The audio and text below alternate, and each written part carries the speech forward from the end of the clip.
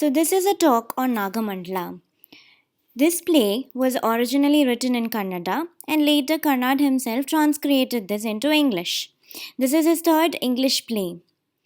And the play is basically a feminist play which exposes male chauvinism, oppression of women, and injustices in a patriarchal society, and also exposes the concept of chastity.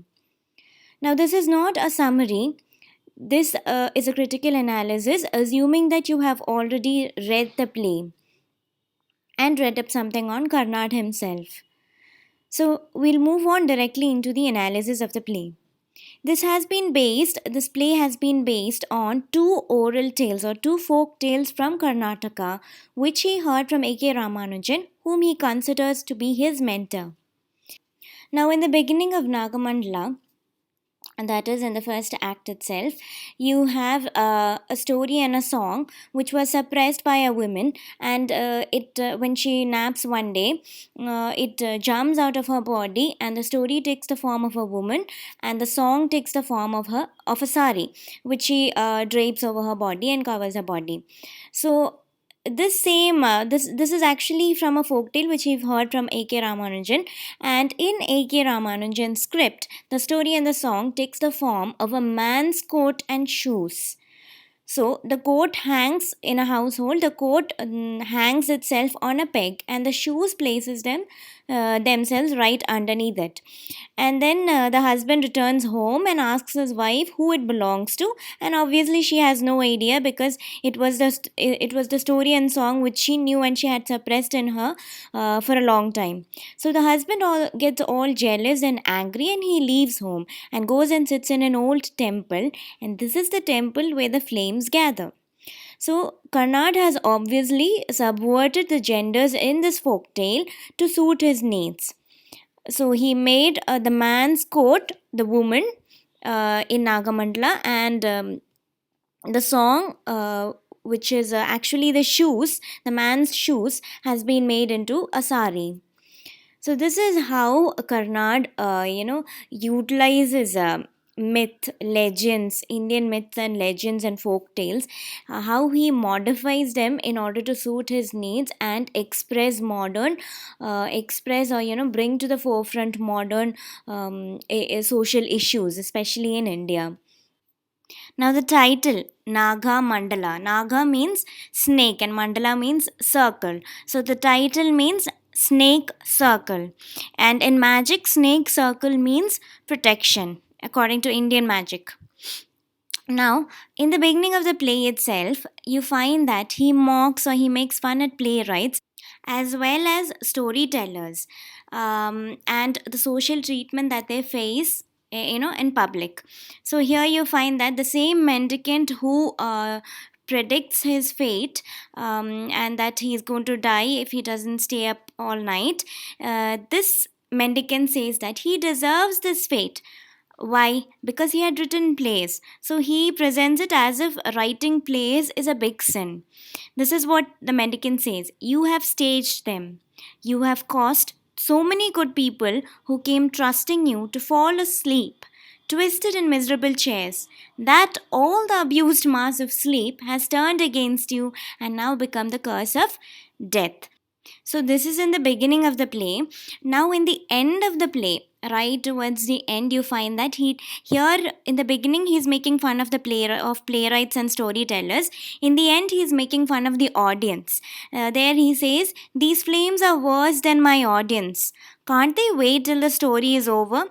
So you see how in what kind of sarcasm he uses in his play. Now the next thing which I find very interesting and which is often overlooked or underestimated is the conversation between the flames. It is a very funny and yet poignant conversation which brings into forefront a lot of issues which are coming through the course of the play. So you can say that the conversation of the flames is a kind of introduction to all the issues that Karnad is going to deal with in the course of the play. So issues like class conflict, class or caste conflict is brought out. Like for example, there is one dialogue between Flame 2 and Flame 1, where Flame 2 is making fun of Flame 1, saying, Kuspi oil? Peanut oil? How disgusting. My family comes from the coast. We won't touch anything but coconut oil. So here Flame 2 is making fun of Flame 1, saying that you're using kusbi oil, peanut oil and all. What low grade oils are those? Our family never touches anything other than coconut oil. So this shows the caste or class difference between Flame 2 and Flame 1. That is Flame two's household and Flame one's household. So another thing or another issue that is brought out is unfulfilled sexual desires, especially of women. There is one instance where one flame says, that her master needs to see each limb of his wife in order to even just feel aroused. And then you have the whole concept, the whole conversation between the flames takes place in female voices. Okay, so that is again, Karnad is again hitting at the gender stereotypical notion that gossip and chatter usually belong to women, and hence maybe hence the use of female voices for the flames. Now we'll move on to a character analysis. We'll be discussing three of the main characters in the play: Rani, Appanna, and Naga. So, Rani, her name means, it's not her name actually, but Rani means queen. Now, it is very interesting that it is not her real name at all, because you find that story says her name, it doesn't matter, but she was an only daughter, so her parents call her Rani. So, if story doesn't say that the lady's name or the girl's name was Rani, but she says that her parents call her Rani. And even when Kurudava asks her name to Rani, Rani replies, They call me Rani. She doesn't say, My name is Rani. She says, They call me Rani. So there is a question of what her real name is. But she is called Rani, maybe because Rani has already internalized that she's supposed to be the queen of the house, like the Lakshmi of the house, the subservient, obedient, typical Indian wife. And that is how she is presented initially. But then she gets a bad shock as her dream of wedded bliss or a happy married domestic life is shattered when she comes into Aparna's house. Then she turns, gradually what happens is all because of Aparna's suppression, because he's physically and emotionally suppressing her, she turns into a daydreaming housewife whose suppressed sexual desires and needs come out in the form of her dreams and hallucinations.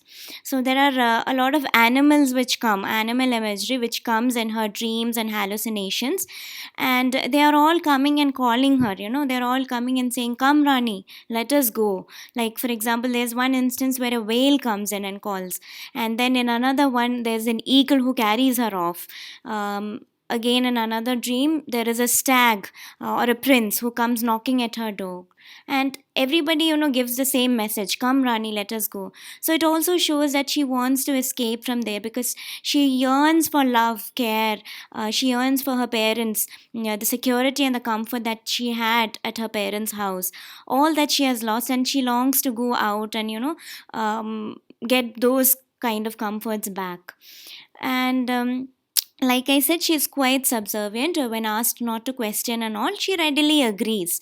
Especially, she is asked not to question by both the men in her life, that is Naga and Aparna, and she usually readily agrees. Except in there are two instances where you find that she revolts or she rebels against this. So, in the first one comes where seeing Naga's reaction towards her pregnancy when he says, "Do as I tell you."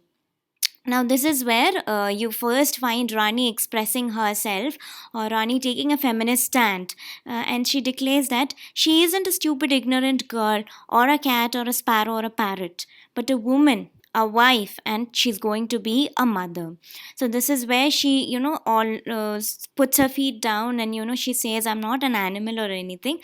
I'm a strong woman. I'm a wife and a mother, and I'm going to be a mother. So, stop telling me this do as I tell you thing. She doesn't say that out loud, but that is what she means. And in another instance, which is even more rebellious and also self expressive, this is like she reaches the point of the heights of frustration, and she gets so tired of obeying like an animal, that she says to Naga, when they discuss about the snake ordeal, she says, yes, I shall. Don't ask questions, do as I tell you. Don't ask questions, do as I tell you. No, I won't ask questions, I shall do what you tell me. Scowls in the day, embraces at night, the face in the morning, unrelated to the touch at night. But day or night, one motto does not change. Don't ask questions. Do as I tell you. Now this last line contains the essence of the play. Don't ask questions, do as I tell you. This contains the essence of the patriarchal society that Karnad is trying to expose through Nagamandala.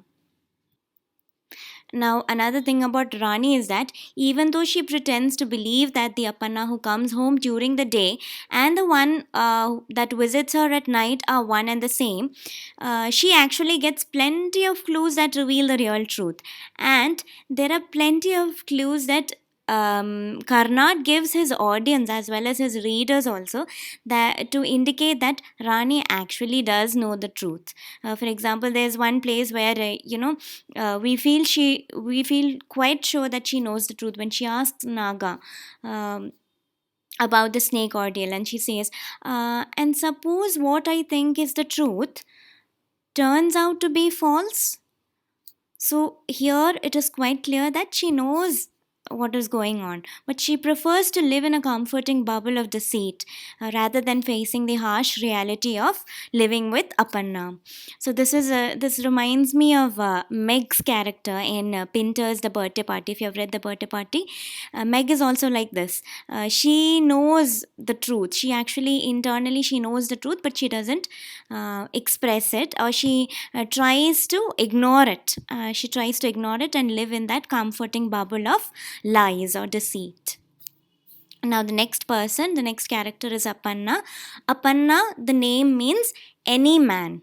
And he is a representative of patriarchy or male chauvinism. He subverts, reverses the concept of domestic happiness. He exploits the institution of marriage to get himself a maid. He keeps his new bride locked up, physically and emotionally suppressing her. He's a sort of a sadistic, jealous kind of person, because you find that he also keeps a watchdog and all to make sure that nobody else reaches or gets to her, so that he completely suppresses her. He himself doesn't go and sleep with her or make love to her, anything, and he doesn't want anybody else also doing that or even talking to her. And Kapanna rightly feels that Apanna should have been a wild beast or a reptile, but was born a human being by mistake. And he acts like some of the male characters you find in old Indian movies, where being an adulterer or a rapist is seen as a way of proving one's masculinity. He is never questioned by the village elders, that is to be noted. Though they know that he is going and he's sleeping with his concubine and all, nobody questions him. In the end, however, he is reduced to leading a victim life, accepting someone else's child and even allowing the child to commemorate its real father's death. So, the Naga myth or the snake ordeal that showed the autocratic power and control of patriarchal society and patriarchy is here reversed and subverted, and Apanna is used in order to reverse this. So, Karnad uses Apanna to reverse the Naga myth. And it is Apanna who is forced to lead a a shameful life in the end, and not Rani. Now we go on to the character of Naga, which means the cobra. The name Naga means the cobra. He is a representative of supernatural power. Naga depicts how even gods or even supernatural beings can exploit human beings. And if you look deeper, Naga is not exactly a honest person. He is a dishonest and deceiving person who tells a lot of lies, who is a hypocrite, who pretends or behaves like the loving and caring husband who Rani yearns for. So he makes use of his supernatural powers to exploit her, but there are other instances where he uses his supernatural power to protect her also. There are a few occasions where Rani is protected by Naga's supernatural powers. Now, there is also a subplot in Nagamandala, that is Kapanna's wooing by Yakshini. Kapanna's mother Kurudava is also dependent on Kapanna. So you find that the plots, both the plots, that is the Rani, Apanna, and Naga plot, that triangle also is going parallel to this triangle. Both Apanna and Naga are dependent on Rani, or you can say Rani is dependent on both these men, and similarly Kurudava and Yakshini are dependent on Kapanna. And in both these plots you see that a human is having a love affair or a love relationship with a non-human, or the supernatural. So Kapanna has a relation with Yakshini and Rani has it with Naga. Both Naga and Yakshini are non-human characters, or supernatural characters. Now there are also Greek elements in the play, like for example the flames, which play the role of the chorus in the Greek drama, and narrator. There's a narrator who is present throughout the story. Here in Nagamandala, it is Story. The narrator is called as Story, and she remains on the stage all through the play, and sometimes coming and popping up in between in order to narrate or comment on the events which is happening on the stage. Another feature of Nagamandala is that it ends open endedly, or it has multiple endings. So you have nearly almost three endings coming in, two which are evident and one which is hinted at. So the three endings are: one in which everybody lives happily ever after, and we don't know what exactly happens to Naga, but Naga and Apana sort of merge into one another.